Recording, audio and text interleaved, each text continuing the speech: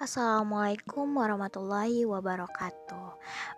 Bertemu lagi dalam mata kuliah Psikologi Perkembangan Anak Remaja Berkebutuhan Khusus.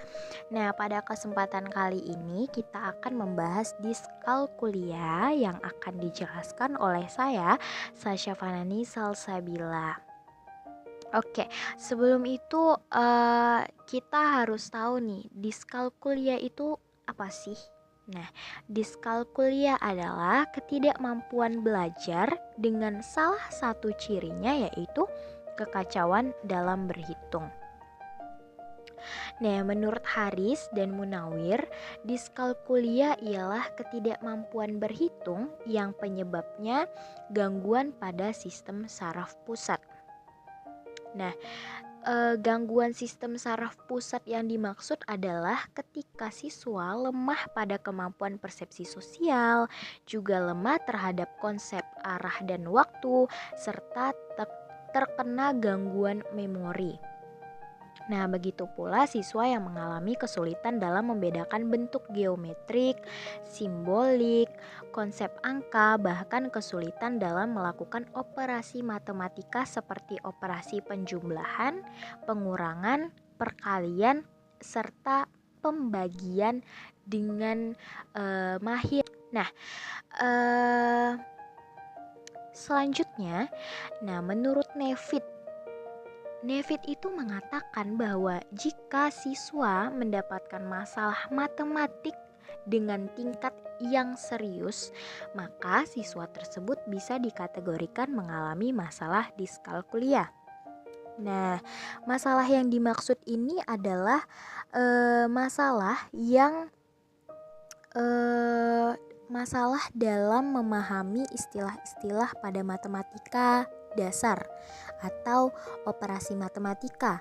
Contohnya tadi operasi penjumlahan, pengurangan, perkalian, hingga pembagian yang dalam matematika itu termasuk dalam dasar-dasarnya matematika kan? Nah, bahkan beberapa siswa itu tidak memahami simbol-simbol dari matematika itu. Atau tabel perkalian itu siswa tidak memahami. Nah, masalah tersebut biasanya terlihat dari sejak usia 8 tahun. Nah, akan tetapi untuk beberapa kasus ada yang sudah terlihat sejak mereka usia 6 tahun bahkan sampai usia 10 tahun. Nah, sementara menurut Sylvia itu beliau membatasi diskalkulia hanya suatu gejala kesulitan dalam mengoperasikan aritmatika saja gitu, nggak termasuk dalam bentuk-bentuk geometrik, terus konsep angka gitu. Jadi pengoperasiannya saja gitu. Nah, selanjutnya kita akan membahas penyebab dari diskalkulia. Nah, yang pertama itu ada dari genetika. Nah, menurut Barrett, penderita diskalkulia diperkirakan berjumlah sekitar 3-6% dari seluruh populasi dunia dengan tingkat IQ yang berbeda-beda. Nah, diskalkulia ini sering dikaitkan dengan ADHD, Attention Deficit Hyperactivity Disorder. Nah, hal ini mengacu pada penelitian yang menunjukkan 1/4 dari penderita diskalkulia yang ditemui ternyata juga merupakan penderita ADHD. Sejauh ini, satu-satunya alasan mengapa diskalkulia bisa menyerang 3-6 dari 10 orang adalah faktor dari genetik. Hal ini pula yang membedakan diskalkulia dengan akalkulia. Nah, beda ya teman-teman, diskalkulia dengan akalkulia. Kalau akalkulia adalah ketidakmampuan seseorang dalam memproses informasi matematika dikarenakan kerusakan otak. sedangkan diskalkulia itu diturunkan dari generasi ke generasi. Nah, terdapat juga nih beberapa asumsi terkait penyebab dari diskalkulia di luar faktor genetika. Ada kelahiran yang belum matang, atau dengan kata lain yang biasanya kita sebut dengan lahir prematur ya. Dan juga ibu saat mengandung itu mengkonsumsi minuman alkohol. Namun hal ini tidak dapat dijadikan acuan yang tepat. Nah, ada juga asumsi lain yang mengatakan bahwa penyebab diskalkulia adalah faktor psikologi yang dapat terjadi dikarenakan trauma atau ketakutan yang luar biasa. Yang biasanya itu kita kenal dengan fobia ya. Fobia terhadap pelajaran matematika itu biasanya itu terjadi karena pengalaman buruk ketika proses pembelajaran matematika tadi yang sedang berlangsung. Nah, di sini menurut Sudarmaji itu yang kedua ada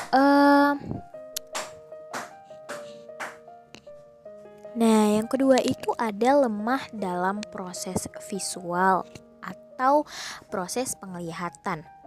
Nah, siswa yang mempunyai kelemahan dalam proses penglihatan akan berpeluang besar mengalami diskalkulia.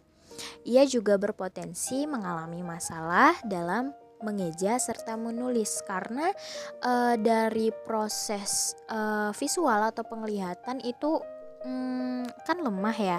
Jadi waktu guru menerangkan ini loh pengurangan, ini loh kali-kalian atau pembagian gitu. Nah, karena si anak tadi itu lemah dalam visualnya, dalam penglihatannya, itu jadi tidak optimal dalam belajar. Nah, jadi bisa menjadi penyebab juga ya anak mengalami diskalkulia. Nah, selanjutnya itu ada bermasalah dalam mengurutkan informasi. Nah, siswa yang mengalami kelemahan mengurutkan dan mengelompokkan informasi secara lengkap pada dasarnya akan kesulitan mengingat suatu fakta, konsep, bahkan rumus untuk menyelesaikan perhitungan matematika.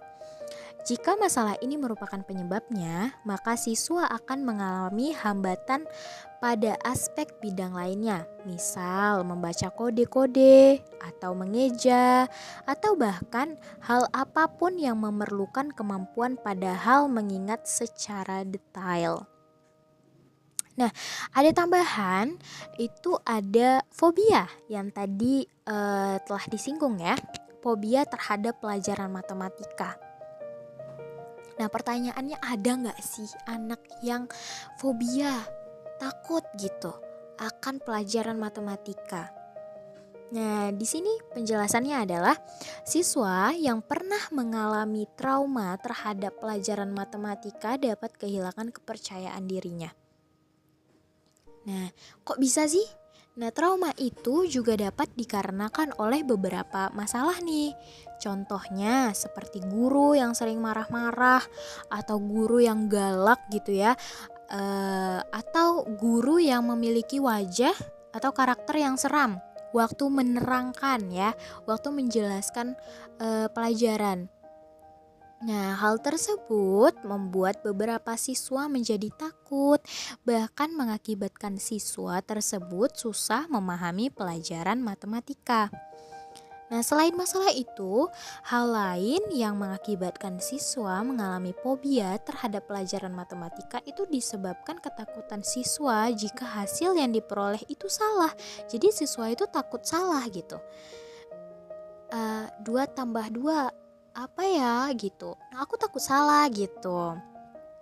Nah, mereka merasa hasil dari jawaban yang salah merupakan suatu kegagalan sehingga siswa dipaksa untuk bisa memberikan jawaban yang tepat. Apalagi kan matematika itu adalah jawabannya yang pasti ya, teman-teman ya. Nah, padahal jawaban yang salah bukan semata suatu kegagalan, namun justru itu dapat menjadi umpan agar siswa lebih memahami konsep matematika dan dapat menganalisis pola pikirnya. Nah, dari suatu kegagalan atau dari kesalahan kita ketika menjawab pertanyaan itu kan menjadi pembelajaran harusnya buat kita ya. Oh, ini salah ternyata ya. Oh, berarti gini ya rumusnya. Oh, berarti gini ya caranya gitu kan. Nah, tapi kalau siswa yang udah kepercayaan dirinya rendah karena takut salah tadi, itu bisa mengakibatkan ketakutan sendiri gitu dalam pelajaran matematika ini. Oke, selanjutnya ada kesulitan dari anak diskalkulia. Nah, yang pertama ada kesulitan membedakan simbol-simbol. Tadi ya teman-teman yang telah diterangkan di awal. Yang kedua ada menuliskan letak bilangan. Yang ketiga ada lemah menganalisis dan memecahkan soal-soal berhitung. Selanjutnya itu ada tulisan yang tidak rapi. Nah, terakhir ada diagnosa diskalkulia. Ini menurut DSM 4 ya teman-teman, itu terdapat 3 kriteria diagnosis. Yang pertama itu intelijensi normal atau tinggi. Ini berdasarkan rata-rata usia, kemampuan matematika dibandingkan dengan standar tes tidak sesuai tingkatannya. Yang kedua ada mengalami gangguan dalam melaksanakan tugas-tugas matematika sesuai dengan umur dan tingkatan kelasnya, sehingga prestasi di bidang matematika menjadi rendah. Yang terakhir ada kesulitan belajar di bidang matematika. Ini disebabkan karena kondisi sensori defisit secara medis karena gangguan neurologi. Oke, sekian pemaparan materi dari saya. Bila ada salah-salah kata, saya ucapkan mohon maaf yang sebesar-besarnya. Semoga teman-teman memahami. Amin, karena kita sama-sama belajar. Terima kasih atas perhatiannya. Wallahul muwaffiq ila aqwamit thoriq. Wassalamualaikum warahmatullahi wabarakatuh.